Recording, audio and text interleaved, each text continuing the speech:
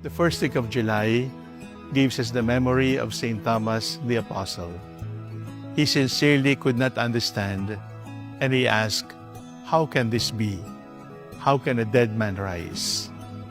And then, on the 16th of July, we remember the Virgin Mary, who also said, "How can this be?" to the angel, "I do not know any man." And then we remember St. James the Apostle, who also asked, "How can these people refuse the Lord when we are offering them good news?" St. Ignatius of Loyola also asks the same question, "How can I please you, Lord?" And the answer is, "All that I am, all that I have, all yours." Let us join Thomas. Let us join James. Let us join the Virgin Mary. Let us join St. Ignatius in saying to the Lord, "We are all yours, Lord.